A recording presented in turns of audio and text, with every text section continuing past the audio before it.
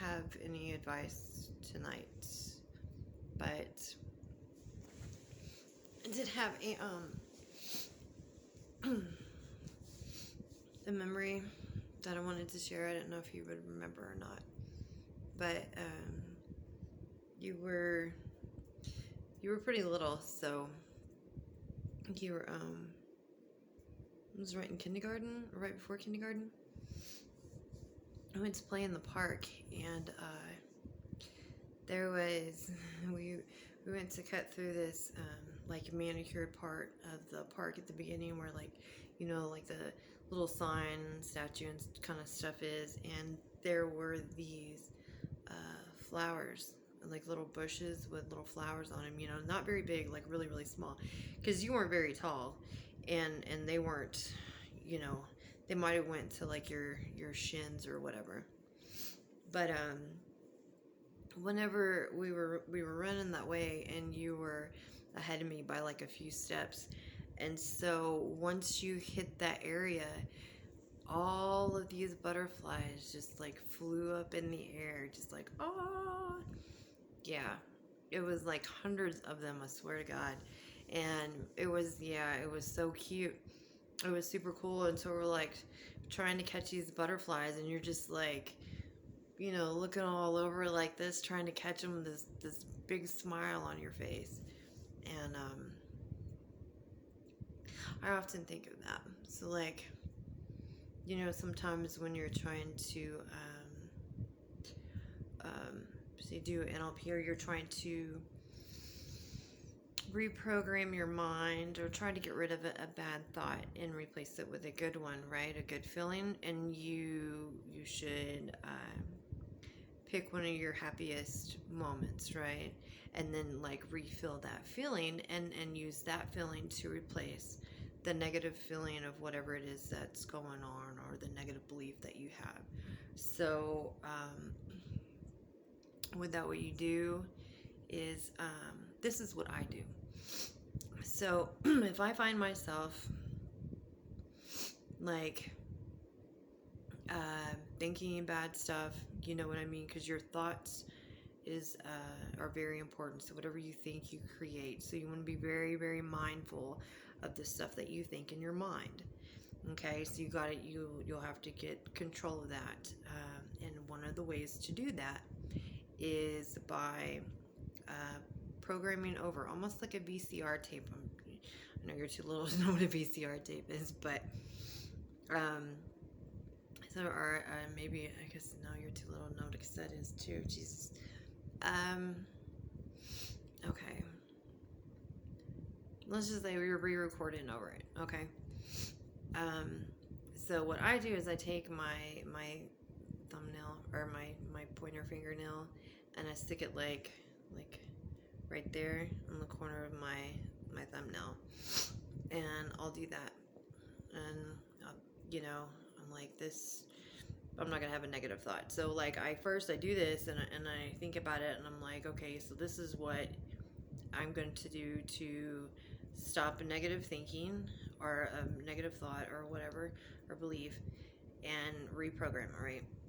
So I set the intention, which is, this means the stopping the negative crap, right? And I'm going to replace it.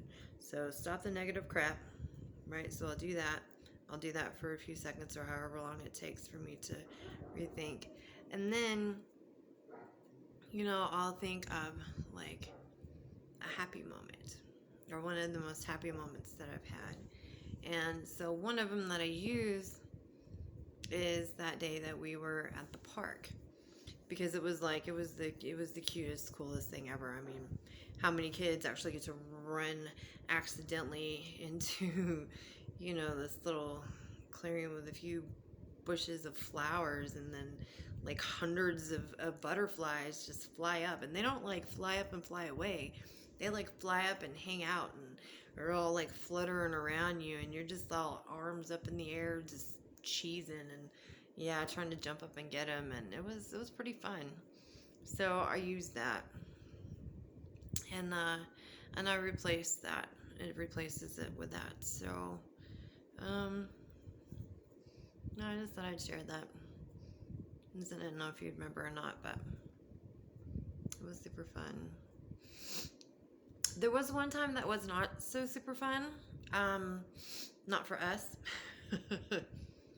I used to take you to the gym with me, okay? And there was this gym. What street do we live off of?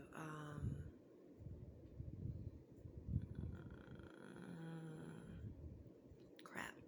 We lived in Frederickson, Washington, which is right before you get to Puyallup. Anyway, the gym that I would go to was like right down the road. It was just straight down the road after you come out of our community. So I would take you to the gym with me because they had a daycare there, which was super, super awesome. I love that place because they had a daycare. So the daycare was like in the corner, and of course, you know, the gym kind of went like a U shape or whatever, or not a U shape, but like a square. That way, you know, so like some people would, excuse me, kind of not like, oh wow, not run around, but like go and do their circuit training, right? And so when we first started going, you would be in there, and so they would have the door open, and they'd have the baby gate up, right? But you would see me every time I went by, because I was doing circuit training at the time. And so you would see me every time that I would come by, and you were like sticking all your arms out, right? So I'd go over there and I'd pick you up. I'd pick you up and give you a kiss and a hug and stuff and set you back down. Tell you that mommy had to, you know, go finish working out. And so you'd be all right for a minute. And then, but you would see me. So every time I would come by, you would do that. And I would do that, and so like the people were kind of getting mad at me, so I was like, meh, I'll just do my circuit training on my own. But so one day we go in, and I take you back to the daycare, and then I go to the changing room, and like I'm getting ready and I'm putting our stuff in the locker, and this woman comes out, and she was on one of those, like, it was like a 30 or 60 day challenge or something like that, you know, and it was a really, really big deal. You know, they took your picture, you like won a bunch of stuff, you know, I mean, this was like a really, really big, like weight loss and makeover kind of thing, you know, and this woman, you know, was probably,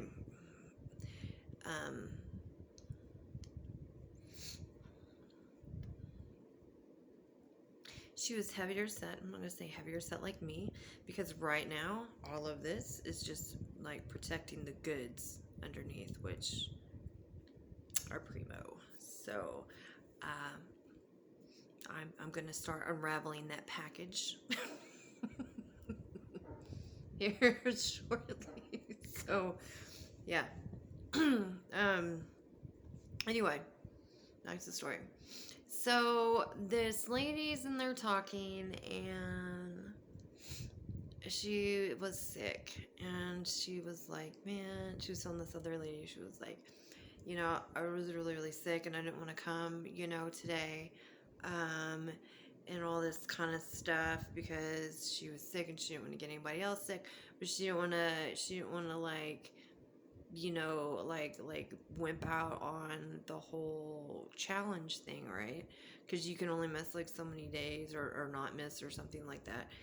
And I was all fine with that at first, until she's like, yeah, but my son or my baby or whatever has been throwing up all night long. And she's like, well, where's your kid? And she's like, oh, he's in the daycare. And I was like, oh my God, no way.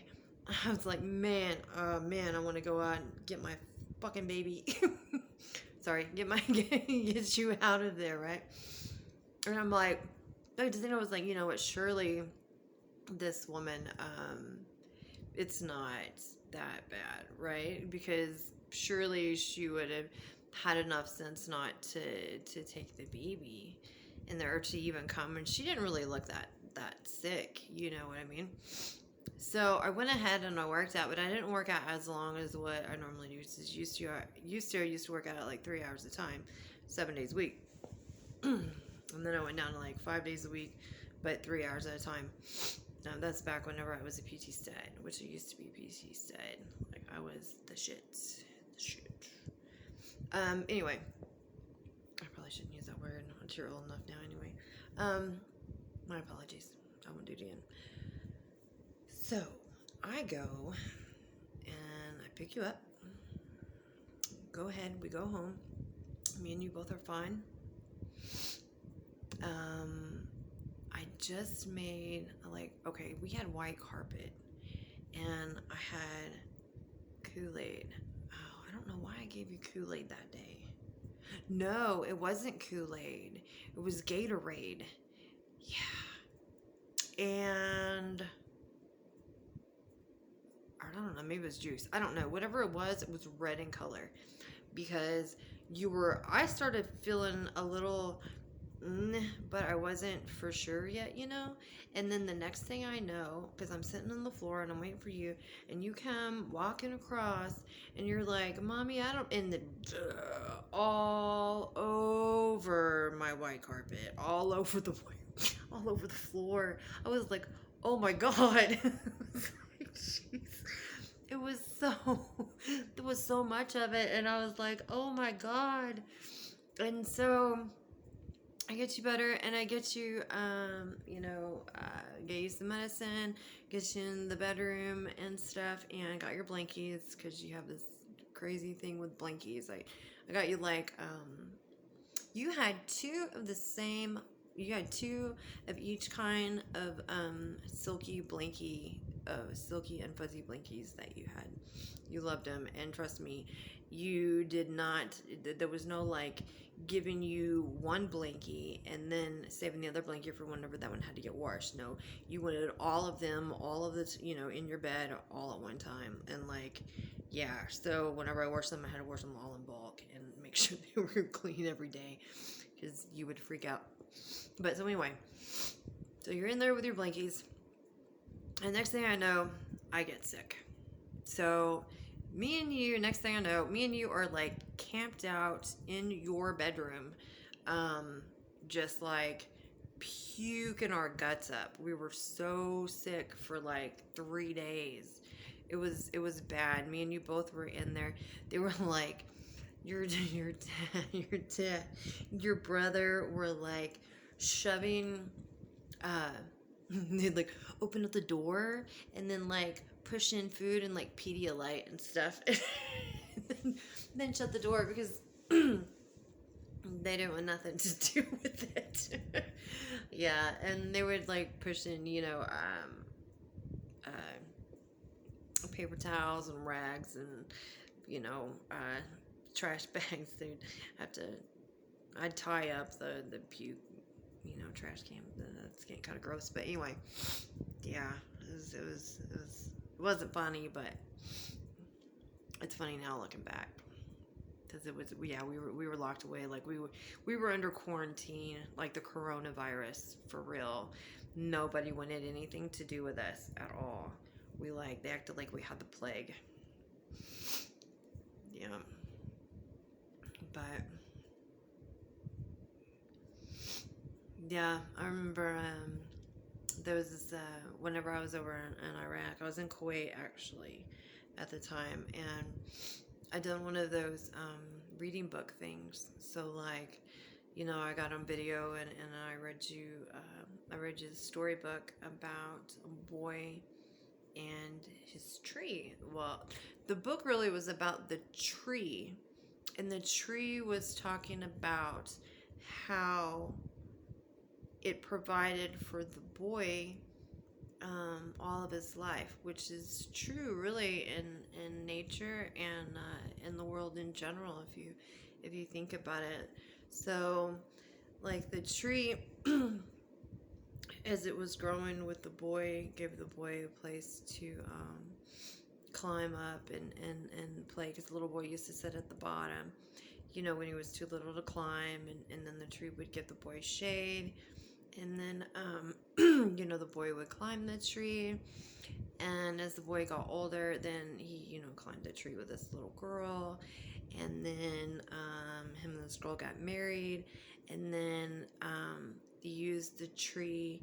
They cut down the tree and used the tree as wood for the house. And so the tree gave him shelter and all this kind of stuff. It was really neat. But I read that too, and then talked to you, you know, said hi and stuff at the end, and I don't know whatever happened to that. I don't know where it ever went. I cried like a baby. Yeah. Don't tell nobody I cried in Iraq. Alright. I don't know. That's really all I had to say. Anyway, love you. Sweet dreams.